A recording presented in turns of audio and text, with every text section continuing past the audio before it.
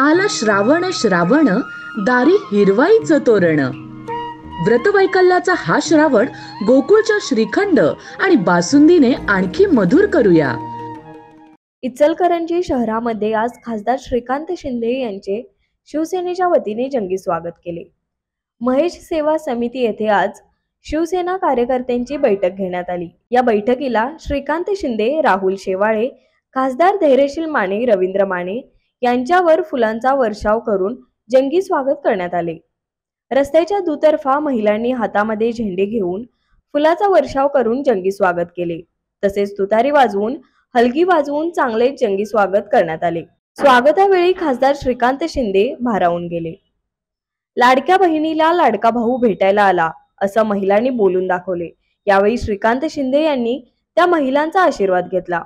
हे सर्व जे घडलं आहे ते मुख्यमंत्री एकनाथ शिंदे यांच्या प्रेरणेतून घडलं आहे.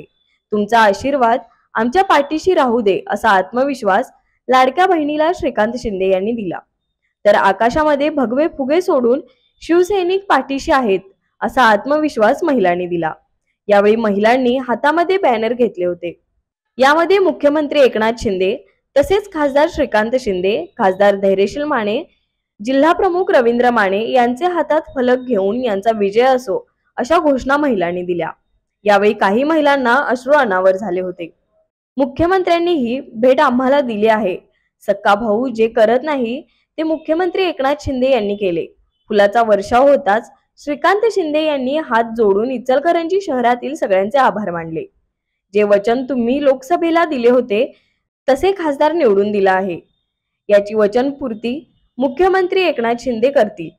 तुम्ही माझे जे आज इचलकरंजी रहिवाशांनी स्वागत केले हे मी कधी विसरणार नाही असे मत श्रीकांत शिंदे यांनी व्यक्त केले. यावेळी खासदार श्रीकांत शिंदे यांनी महिलांचे आभार मानले. न्यूज मराठी 24 कोल्हापूर.